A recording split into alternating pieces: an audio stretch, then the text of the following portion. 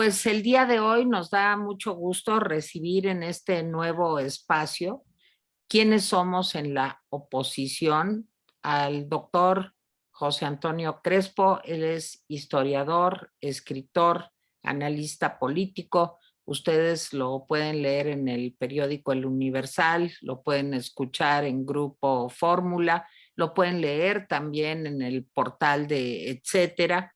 Y bueno, pues de verdad que es un privilegio que estés con Jaime Guerrero y conmigo, José Antonio. Bienvenido.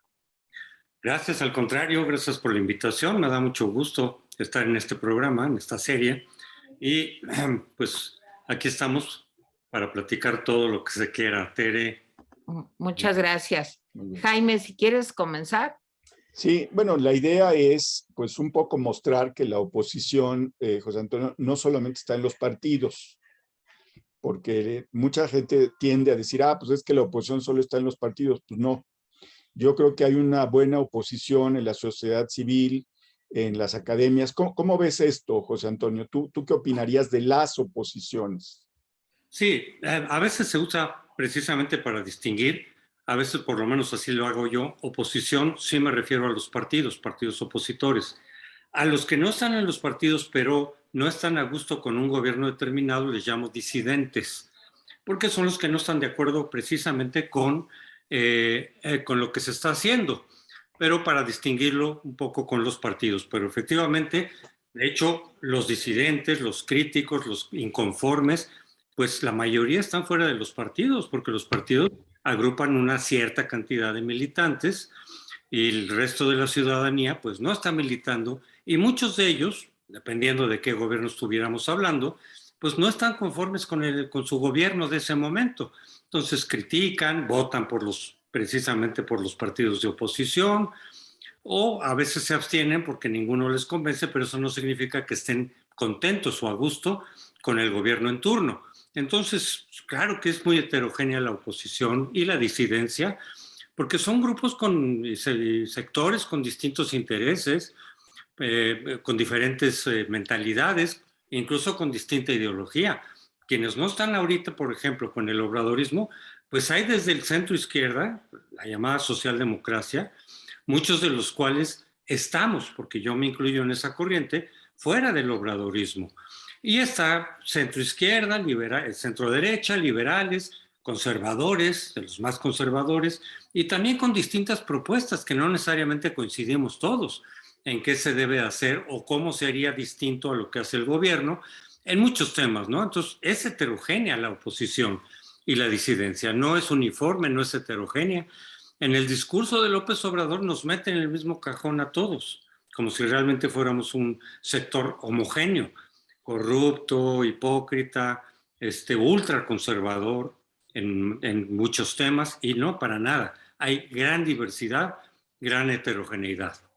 José Antonio Crespo, tenemos una ciudadanía en México que se asume como oposición, o tenemos una ciudadanía un poco alejada, digamos, de estos temas. ¿Cómo lo verías tú?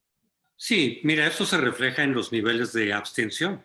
La mayoría de los abstencionistas, la gran mayoría, no todos, porque también los abstencionistas son heterogéneos, se abstienen por distintas razones, pero yo diría que la mayoría de abstencionistas, que es cerca de la mitad, poquito más, poquito menos, dependiendo de qué tipo de elección sea, la mayoría de ellos están fuera de la política, no les interesa, no están informados y sienten que no tienen por qué, ¿no? No lo sienten como un deber. Dicen, es como si, por ejemplo, a mí, digo, guardar las distancias, me dice, oye, ¿te gusta el béisbol? Pues no, para nada. ¿No sabes de los equipos? Nada.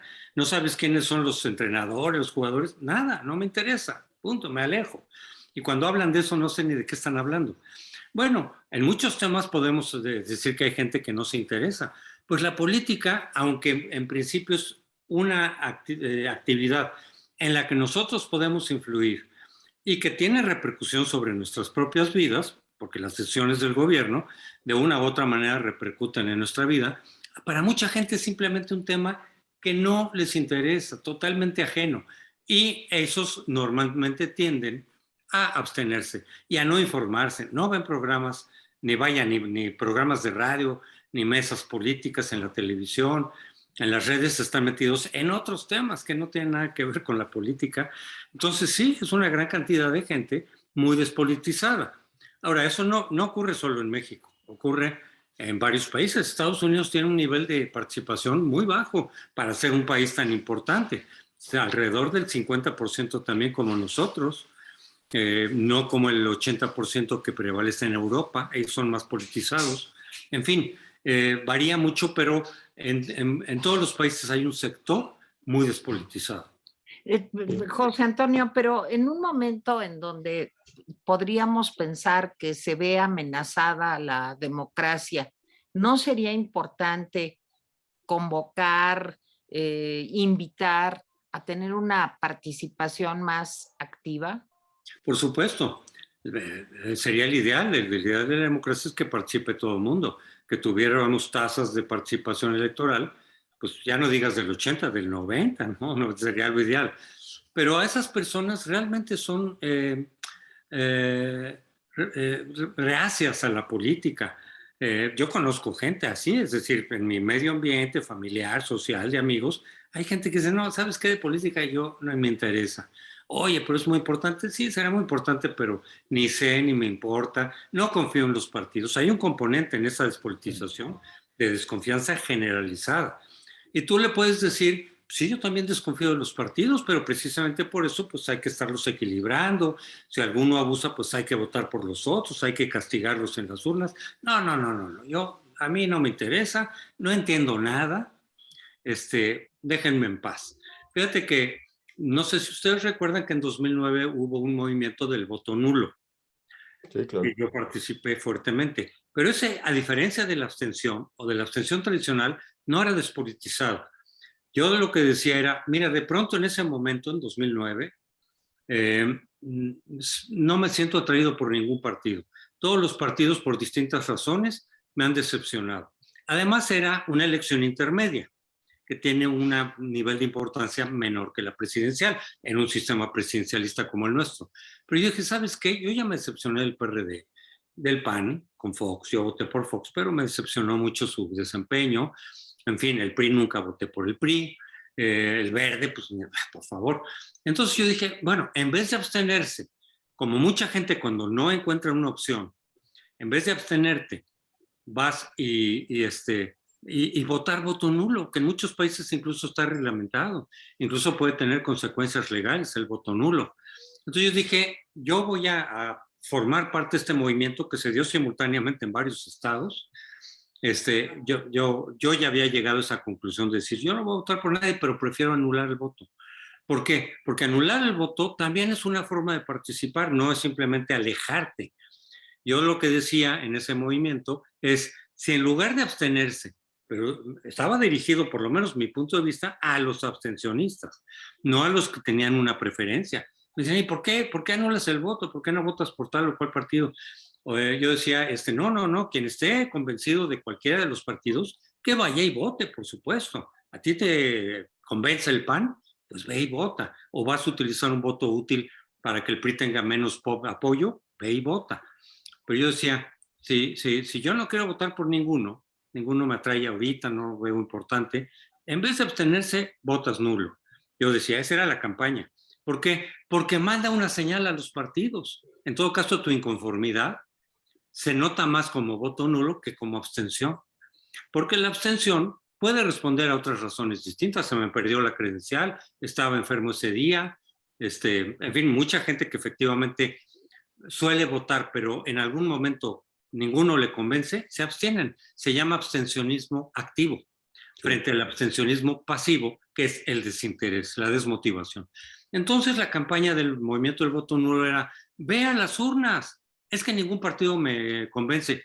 Entonces exprésalo eso anulando el voto.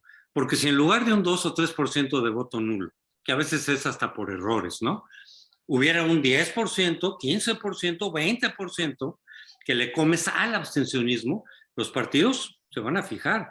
Y de hecho, el solo movimiento, más allá de los resultados, el solo movimiento que de repente estaba en varias ciudades, en varios lugares de México, llamó la atención de los partidos, al margen de cuál iba a ser el nivel de voto nulo, que fue alrededor del 10 o 9 por ahí por ciento del voto nulo. En algunas ciudades muy marcadamente llegó al 15%, al 13% en algunas ciudades. Pero el solo hecho de que hubiera ese movimiento y se estuviera discutiendo en los medios llamó la atención de los partidos, que en primer lugar reaccionaron descalificándonos, diciéndonos que éramos antidemócratas, despolitizados. Nosotros decíamos, no, al contrario, estamos tratando de convencer a los abstencionistas que vengan y participen, que se eleve el nivel de participación y que expresen su inconformidad con todos los partidos anulando el voto, pero va a contar políticamente. Muchos me decían, pero no tiene ninguna consecuencia legal en México. Efectivamente, en otros países sí, ¿eh? En otros países si el voto nulo supera al voto efectivo, se anula la elección y tienen que ir con otro candidato. O sea, pero aquí no. Yo decía, no tiene un valor legal, ninguno. Tiene un valor político, porque sí puede incidir sobre los partidos el decir, por decir 20% de voto nulo, caray. Y decía yo, primero los partidos nos descalificaron, pero ya que pasó la elección, todos nos tomaron en cuenta para las reformas, y así lo dijo, por ejemplo, Calderón al terminar la elección, dijo, vamos a tomar en cuenta al sector inconforme, a los que anularon su voto. ¿Para qué? Para promover algunas de las reformas que también nosotros proponíamos. Era candidaturas independientes, todavía no había. Era iniciativa ciudadana, era consulta popular, en fin, era la forma en la que se incorporen los ciudadanos en mayor medida en la participación política. Entonces sí nos tomaron en cuenta, a final de cuentas sí sirvió políticamente en alguna medida. La reelección legislativa, también la estábamos empujando. Y a los pocos años ya se hizo esa reforma. O sea, no es lo mismo que abstenerse. Bien. Hablando de partidos, José Antonio, veo a los partidos de oposición muy frágiles en este momento. ¿Tú cómo los ves y qué posibilidades tienen respecto a esta fragilidad, que es mi punto de vista, con relación a 2024? ¿Cómo los ves tú? Sí, desde luego que sufrieron un golpazo, un tsunami, dicen, en el 18, los aplastó Morena. Y fíjate que el componente de quienes votaron por Morena fueron, desde mi punto de vista, fundamentalmente dos. Unos, los que sí creen o creían en ese momento totalmente en López Obrador, en su proyecto, en que el país iba a cambiar positivamente y de manera significativa, que es el voto duro, ¿no? Que sigue estando ahí presente. Y los que votaron por López Obrador por castigo al PRI y al PRD. Es el voto de castigo. Gente que decía, mira, Morena es nuevo, vamos a ver cómo le hacen, en fin, y sobre todo estoy muy enojado con el PRI y el PAN, y el PRD algunos, y los voy a castigar en las urnas. Bueno, para eso es la alternancia también, para castigar a los partidos dependiendo de su desempeño. Entonces, ¿qué estaban castigando? La decepción que provocó el PAN, con Fox primero, luego con Calderón, incluso la guerra que inició Calderón, tan mentada ahora, pues mucha gente dijo, no me gustó cómo gobernó el PAN y ya no quiero volver a votar por ellos por lo pronto. Y el PRI, pues no se diga, regresan al poder en 2012, se ponen una corrupción totalmente desmedida y claro que vino ahí el voto de castigo. Entonces, mucha gente votó por López Obrador para castigar al PRI y al PAN. Y otros por el proyecto mismo, por estar convencidos de López Obrador y su proyecto. Son cosas distintas. Yo lo que he visto es que mucha gente se ha retirado de López Obrador desde el 2018 hasta la fecha, casi la mitad o un poco más de la mitad, que básicamente son los que castigaron al PRI y al PAN. Pero también algunos que sí creyeron en alguna medida en López Obrador, al ver cómo ha gobernado, al ver su discurso, se han ido retirando. Entonces, de todas maneras, eso no significa que el PAN y el PRI ya hayan reaccionado bien. Yo creo que no. Se han quedado muy paralizados, con unos liderazgos muy débiles, muy poco convincentes. De tal manera que por eso estamos viendo, precisamente por esa misma oleada, que la gran mayoría de los estados los está ganando Morena, porque la gente quiere algo nuevo en su estado, quiere cambiar. El mismo fenómeno del 2018 a nivel nacional, en los estados lo están haciendo. No todos, obviamente, ya vimos, pero 4 de 6 sí, 12 de 15 el año pasado, 12 de 15, muchísimo. Es por eso, ¿no? Quieren probar algo nuevo porque el PRI y el PAN ya decepcionaron. Ahora, los que nos hemos separado de Morena, yo no voté por Morena en 2018, voté por el Frente y no voté para presidente, anulé el voto. No había nadie que me convenciera y estaba muy lejos de todas maneras de poder ganar. Pero sí voté para Congreso, bueno, para hacer el contrapeso. Bueno, el hecho de que ahora mucha gente diga, es que ya no quiero votar por Morena, es más, ya lo ven peligroso. Incluso mucha de la gente que votó por ellos lo ven peligroso. Para la democracia, para la economía del país, en fin, varias cosas. Y dicen, pero ¿cómo voy a volver a votar por el PRI y el PAN? Ahí surge el voto útil, el famoso voto útil, que fue el que le dio el triunfo a su vez a Fox. No es que vayas a votar por el PRI y el PAN porque no te acaban de convencer, es para contrarrestar, el año pasado lo vimos, a Morena, quitarle algo de fuerza, para que no haga lo que se le pegue la gana, porque ha hecho mucho daño desde esa perspectiva. O bien, mucha gente que ya está harta de Morena, que ve peligroso el que continúen 6 años más y dicen queremos sacar a Morena en el 2024. Y con el PAN y el PRI, pues ahí veremos cómo le vamos haciendo, pero nos parece incluso menos peligroso que Morena. Así hay mucha gente, yo soy de esos, pero mucha otra gente piensa así, con o sin razón. No voy a discutir eso, simplemente mucha gente piensa eso. La única posibilidad que yo veo, la única, para que de veras la oposición pueda derrotar a Morena en la presidencia, es que vayan unificados, que vayan en coalición, todos los partidos de oposición, con un solo candidato. Es muy difícil eso, ¿eh? Yo sí lo estoy viendo complicado. Ya vemos ahí a Movimiento Ciudadano que va por su lado, tiene sus razones, se las puedes validar o no, pero Movimiento Ciudadano va por su lado hasta ahorita, eventualmente a lo mejor lo considera, ellos no han cerrado la puerta, dicen, por ahorita creo que no. Y ya veremos más adelante cómo se ponen las cosas, no descartamos unirnos, pero en principio no.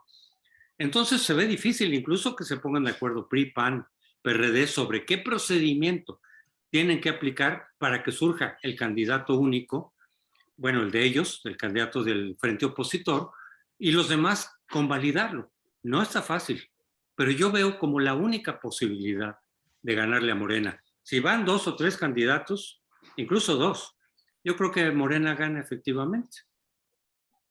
Bueno, ahora, José Antonio, se ve realmente no solamente fragilidad en los partidos, como te decía Jaime, sino no se ven liderazgos de ninguno de los partidos, de ninguno, ni PRI, ni PAN, ni PRD, ni MC, pues que pudieran, digamos, ilusionar nuevamente a la ciudadanía, competir con un líder pues carismático como López Obrador.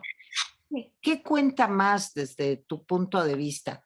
¿La institución, los partidos que están en un grado de debilidad máximo? ¿O que de pronto surgiera pues un líder atractivo, seductor, que no sé con qué, con sus propuestas, con su cercanía, pudiera ilusionar a los votantes? ¿Cómo lo ves? Mira, sí, las dos cosas son importantes. Los partidos desde luego cuentan.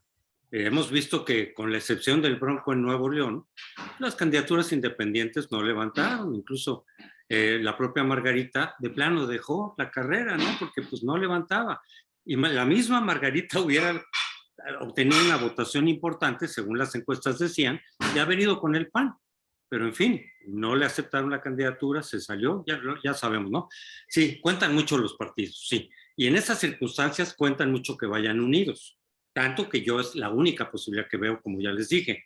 Pero claro que cuenta el candidato, por supuesto. De hecho, por ejemplo, en el caso de Morena, López Obrador es Morena. Es decir, y así lo decían en su publicidad en 2015. Decían, López Obrador es Morena, o Morena es López Obrador. Es decir, sí, ahí el candidato contó 80%, más que el partido. El partido vive gracias a López Obrador hasta ahora. A ver qué pasa después. Pero el candidato cuenta y cuenta mucho. Entonces, ¿qué candidato podría ser? Se han levantado algunas manos. Yo no veo al gran líder carismático que jale a la gente así, no. Pero creo que si van unificados, un candidato razonablemente aceptable puede jalar ese voto útil, ese voto de castigo, ese voto pragmático que quiere sacar a Morena. Si pones un candidato muy malo, pues igual ni así, aunque fuera el único. Pero si pones un candidato que desde mi punto de vista sí los hay, de los que han levantado la mano, suficientemente sensato como para que mucha gente diga, mira, este por lo menos no va a hacer locuras, ¿no? A lo mejor no es el gran estadista, como los ha habido en la historia, de repente algunos por ahí. No, pero no va a hacer locuras, está aterrizado. Él no quiere pasar a la historia, quiere gobernar lo mejor posible. Sí. Pues con eso mucha gente, yo creo, y claro, con un programa que diga, a ver, inventando yo, incluso que diga, por ejemplo, vamos a regresar a un seguro popular mejorado, le vamos a reformar lo que estaba mal, pero un seguro popular que ya no hay. Vamos a regresar a las escuelas de los niños, ¿no? A las estancias infantiles, a las de las mujeres golpeadas. Mucho de lo que ha destruido López Obrador y no presentó nada que valiera la pena, pues mucha gente y muchos sectores afectados dirían, bueno, pues voy a votar por porque me va a regresar los comedores comunitarios, en fin, todo lo que se destruyó. Yo creo que ahí habría mucha gente que diría, si me lo van a regresar, les pongo un ejemplo reciente. Salió Enrique de la Madrid, que a mucha gente de ciertos sectores, no de todos lados, le atrae, porque ven en él algo así, algo sensato, algo que una persona preparada, en fin, hay muchas opiniones al respecto, pero mucha gente no lo ve mal. Y él dice, voy a dejar que el AIFA sea un aeropuerto militar y de carga, porque no va a funcionar, porque no está funcionando. Y voy a reconstruir o explorar la reconstrucción, por lo menos, de Texcoco o algo semejante. Bueno, pues muchísima gente le dio la bienvenida en las redes, ¿no? Decir, sí. Habría quizá mucha gente que haya visto una tontería el haber destruido Texcoco, ¿no? Un despropósito completo, que diga, pues vamos a corregir mucho de lo que ha hecho López Obrador. ¿Con quién? Pues con alguien que no es así, si quieres, otros nombres por ahí, ¿no? Hay mucha gente que yo respeto, de quienes han levantado la mano, y que yo digo, sí, yo sí confiaría en él en lo fundamental. Está aterrizado, es más congruente, es más racional, no está utilizando esa demagogia populista.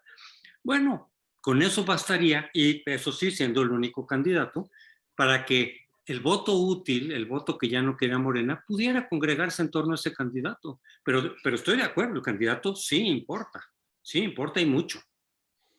José Antonio, una de las cosas que no me gusta de los partidos de oposición es que parecen que están esperando, y bueno, me lo han dicho, que están esperando que se divida Morena, que salga alguien de las corcholatas para poderle hacer sus candidatos. No me gusta, primero, porque me parece que puede quedarse esperando, me parece que las oposiciones no están siendo proactivas. ¿Tú cómo ves eso? Sí, estoy de acuerdo contigo y también se los he dicho. Si están esperando a eso para ganar, no van a ganar con eso. Sí. Si no están trabajando como deberían de estar, y se supone, a veces dicen que están trabajando en la construcción de una candidatura común y de un proyecto alternativo que no sea exactamente el que pasó, porque ya quedó muy desprestigiado, muy golpeado. En fin, que retome las cosas buenas de lo que había y que proponga mejorías como estábamos platicando. Una visión distinta, pero que no es el obradorismo, por supuesto, tampoco. Tiene que presentar eso. Si no trabajan en eso, van a perder. ¿Por qué? Porque aunque haya rupturas de Morena, que es probable, pero no se van a jalar muchos votos de Morena, lo puedo apostar. Por ejemplo, Monreal, aunque lo hayan recibido hace poco en Coahuila, ya como reintegrado, él no va a ser. Y yo creo que él sabe que no va a ser. Él tiene un pie afuera y va a esperar el momento adecuado para salirse. ¿Se va a llevar muchos votos de Morena? No lo creo. Llevará sus grupos de él, la gente cercana a él. El otro posible ejemplo, Marcelo Ebrard. Yo sí creo que Marcelo Ebrard, si no es el candidato, sí veo muchas probabilidades de que se salga. No seguridad, él hará sus cálculos, pero sí creo que muchas probabilidades de que se salga. Él destrozaría en dos a Morena y entonces con eso sí le puedes derrotar a Morena en automático, yo creo que tampoco, ¿eh? Yo creo que tampoco. Ellos a lo mejor calculan que sí, según algunas gentes cercanas me han dicho de él, pero yo creo que no, yo creo que están haciendo también ahí un mal cálculo. Yo creo que serían muy pocos, insuficientes para derrotar por sí mismo a Morena. Entonces, para mí, insisto, el factor clave es una candidatura de oposición. Aunque no se desmorone Morena, con una candidatura de oposición, yo calculo también que el candidato, son cálculos, pero a partir, digamos, de la historia electoral, en las encuestas, no hay nada seguro, falta mucho tiempo. Pero mi cálculo es que el candidato de Morena, sea Claudia, sea Marcelo, sea el que tú quieras, Adán, no va a llegar a una mayoría de votos. Sí, es decir, mayoría absoluta, 50% para arriba. Eso lo logró López Obrador y en circunstancias muy especiales que no se van a repetir en el 2024. Entonces yo le calculo, incluso yéndoles bien, 40, 45.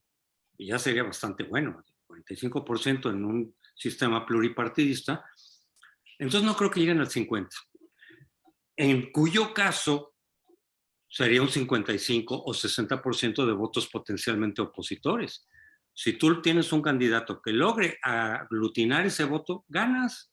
Aunque Morena se quede intacto, suponiendo que se quedara intacto, incluso así decir, tu misma votación se queda, si aglutinas del otro lado esa votación mayoritaria desde mi cálculo, le ganas a Morena. Entonces la apuesta no debe ser esa. Quienes están apostando eso están mal, tanto dentro de Morena como fuera de Morena, creo que están equivocándose. La apuesta tiene que ser la construcción de una candidatura común. Ahora, José Antonio, pues Morena ya gobierna 22 estados, pero ahí vienen para el año entrante 2 elecciones muy importantes, Estado de México, que es el padrón electoral más alto, y Coahuila. Digamos que son los últimos bastiones simbólicos, digamos, de lo que queda del PRI. ¿Qué tanto crees que juegue el triunfo, no sé si del PRI, pero de cualquier partido de la oposición en estos estados de cara a la elección del 24? Es muy importante, Definen. pero sí. No, van a ser muy importantes, sobre todo el Estado de México, por tamaño, bueno, es el padrón más grande, de presupuesto, bueno, pero te lo voy a poner al revés. Si gana Morena, el Estado de México y Coahuila, ¿qué tanto le garantiza su triunfo? Que mucha gente lo da por hecho, el que ya con esos 22 que ya tiene, pues ya ganó. Y que si además se agrega 2, y entre ellos el Estado de México, pues entonces ya, dejamos de... No, yo mantengo una cierta reserva ahí, una puertita abierta. Desde luego que le ayuda. Claro, pues basta tener recursos, sus clientelas de los gobernadores las vas a echar a andar. Además hemos visto que Morena no respeta la ley electoral. Ya lo vimos con la consulta, lo vimos ahora en las elecciones de agosto, se saltan por arriba, usan recursos públicos, en fin, hacen campaña donde no se debe. Están dispuestos a pasar por encima de la ley. Si además tienes los recursos de los estados, pues claro que tienes una probabilidad muy grande de ganar. Sin embargo, vuelvo un poco a lo mismo. Y les pongo 2 ejemplos. Es que esta pregunta es muy importante aclarar. Fíjense que el PRI, acuérdense cuando perdió la presidencia en el año 2000, ¿cuántos estados gobernaba? 20 y tantos, creo que 26 o 27, algo así, pero en todo caso parecido a lo que tendrá ahora Morena. Y sin embargo perdió la presidencia. ¿Por qué? Por el voto útil que le ayudó a Fox. Al revés, completamente al revés. Morena, ¿cuántos estados tenía en 2018? Ninguno. Y ganó la presidencia con un margen impresionante. No hay una correlación exacta. Y hay probabilidad. A más estados que gobiernes, tienes más probabilidad de ganar. Pero no hay garantía. Entonces, de nuevo, yo digo, a pesar de que tenga 22 o 24 estados, si hay del otro lado una coalición única, puede ganar. Y les pongo el ejemplo del año pasado. Es que lo que pasa es que la lógica de los estados es distinta a la lógica federal. Son cosas distintas, van por su lado, incluso si se celebran simultáneamente como el año pasado. Entonces, fíjense, el año pasado, de 15 gubernaturas, ¿cuántas ganó el PRD con su aliado el Verde? 12 de 15. pues, un triunfo aplastante, ¿no? Sin embargo, en la Cámara de Diputados, la elección federal, la oposición, toda en su conjunto, ganó 52% del voto y Morena con su coalición ganó el 48% restante del voto efectivo. Quiere decir, ya quitando los votos de partidos que no lograron el registro, los votos nulos, el voto efectivo es lo que queda, 52 frente a 48. Quiere decir que si hiciéramos el mismo ejercicio para la presidencial, con un candidato único la oposición gana, aunque tengas todos los estados del país, o casi todos.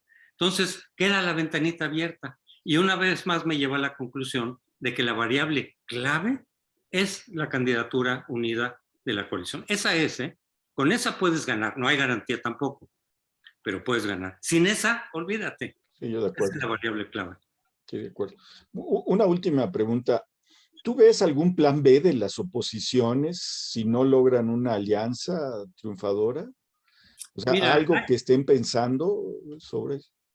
no sé lo que estén pensando, porque aunque hay muchas organizaciones, una de las cuales yo estoy, el Frente Cívico Nacional, que están hablando con los partidos, digo, yo también he ido de pronto con algunos de ellos partidos, te dicen cosas, ¿no? Pero así, ¿qué estrategia tienen? ¿Qué plan B? ¿Cómo van a solucionar, por ejemplo, el formato, el proceso para elegir a un solo candidato? No hay.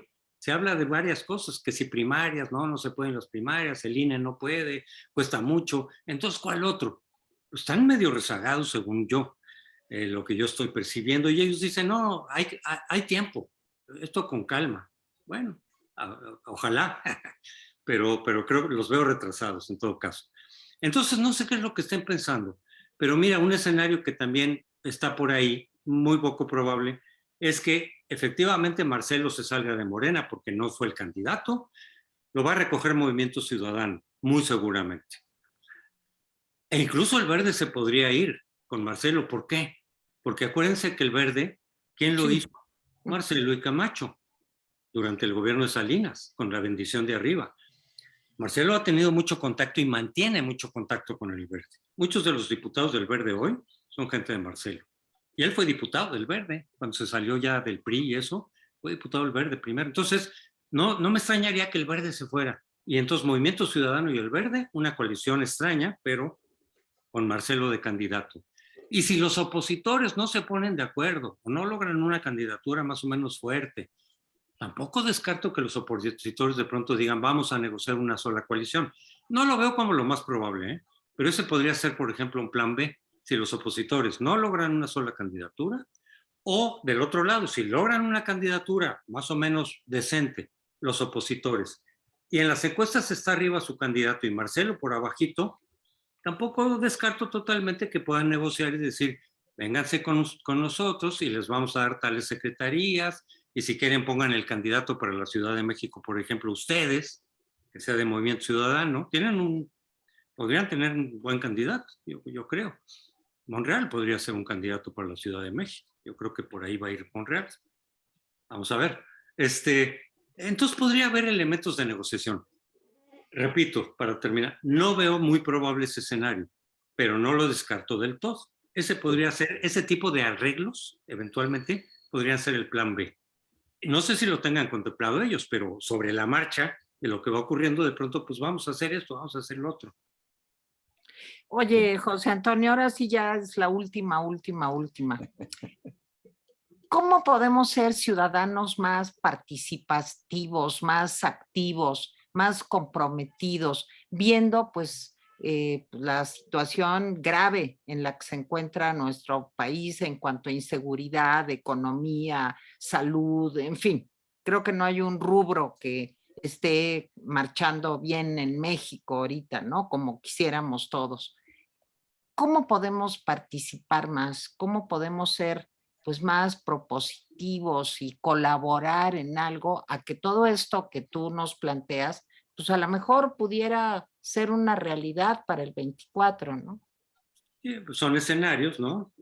Faltan 2 años, vamos vislumbrando las distintas posibilidades según lo que vamos viendo, y conforme pasa el tiempo se van ajustando, y entonces ya tienes más claro qué es lo que puede pasar. Pero bueno, no los descarto por lo pronto. Unos son más probables que otros, pero sobre la marcha iremos viendo.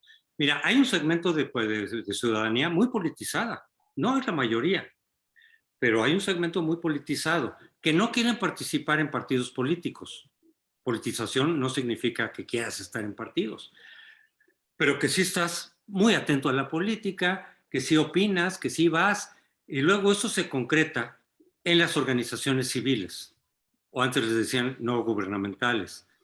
Muchas tienen temas que no están tan directamente vinculados con la política, como pues derechos humanos, los indígenas, las feministas, pero un vínculo siempre tienen con la política. ¿Por qué? Porque evidentemente las decisiones que se toman arriba de esos temas pues repercuten. Entonces, que si una ley de las feministas más así, que cómo incorporar a las comunidades indígenas, en fin, esos son los ciudadanos más politizados, los que están o participan de alguna manera en esas organizaciones, porque están todo el tiempo proponiendo, pujando, protestando.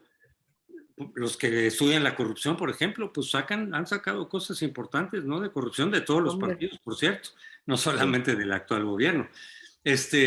Y los demás, gente que está trabajando, que no puede dedicarle demasiado tiempo a la política, no importa, si están motivados, si están interesados, el tiempo que le dediquen, una marcha, un plantón para ciertos problemas claves, que si defender al INE, por ejemplo, ¿no? Porque yo creo que el golpeteo al INE va a seguir. Claro. Sí. ¿Quieres defender al INE? Los que queremos defenderlo, vamos a hacer un plantón con pancartas y eso. Bueno, eso sirve. Eso sirve porque manda mensajes por lo menos. Desde luego ir a votar, participar en estas organizaciones, aunque sean coyunturales, no de tiempo completo, como esto que te estoy diciendo, de tratar de empujar a los partidos, asesorarlos, ayudarles para que surja una coalición con un proyecto que valga la pena. Ahí estamos involucrados varios, pero podría ampliarse, o sea, la invitación es abierta, vincúlense en esto, en lo otro. Impulsar iniciativas, por ejemplo, si se quiere impulsar una iniciativa para que los candidatos a la presidencia ya se elijan por medio de primarias. Ahorita no está en la ley. El PAN lo propuso en su iniciativa electoral, pero estos grupos ciudadanos queremos, a ver si se puede, mandar una iniciativa ciudadana al Congreso. Se necesitan firmas, muchas firmas por aquí, por allá, etcétera, pero ya ha ocurrido, se hizo con el Sistema Nacional Anticorrupción, con una iniciativa ciudadana. Bueno, quienes estamos de acuerdo en que haya primarias, para que seamos nosotros los que escogemos, no solo al presidente ya, sino a los propios candidatos. Eso sería ampliar la participación de manera importantísima. Hagamos una iniciativa, recojamos firmas, etcétera. O sea, sí hay maneras de participar para quienes estén más motivados. Mucha gente participa en la elección y luego ya. Y otros ni eso, ¿no? Como habíamos dicho. Pero sí hay formas de participar. Buscar, preguntar, ver en las redes que hay, pues ahí nos sale que marcha tal, que marcha esta otra, que tal organismo, en fin, sí hay maneras para quien quiere participar. Y claro, en la medida en que abramos y mejoremos los mecanismos de participación ciudadana, como esto de las consultas, por ejemplo, la revocación, así la presentaron, pero está muy mal hecha, la figura. Si queremos revocación, hay que modificarla, ¿no? Sí, sí. Habría que ver bien cómo, habría que meterle mano, si es que se quiere. Pero por ejemplo, las consultas ciudadanas, otras, pues también hay que meterles mano, la reelección misma. En la reelección donde podemos participar diciendo que nuestro diputado o nuestro senador se queda porque hizo buen desempeño o se va.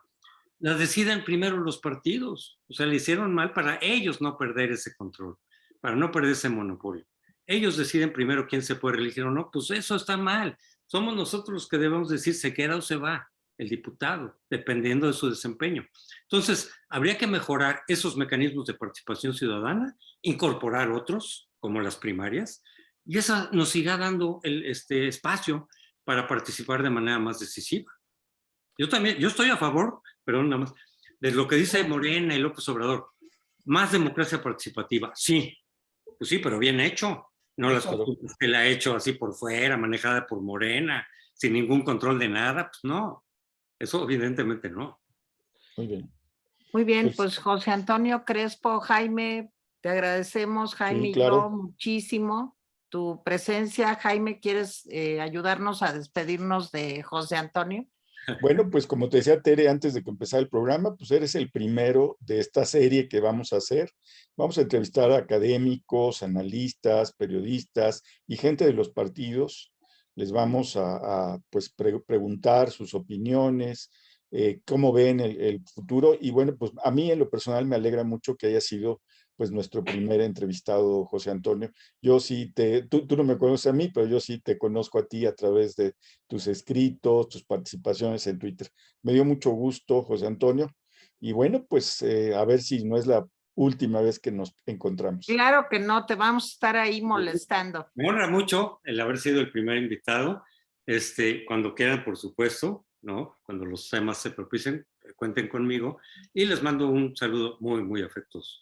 Muchas gracias, José Antonio Crespo. De veras un privilegio conversar contigo el día de hoy. Sí. Gracias.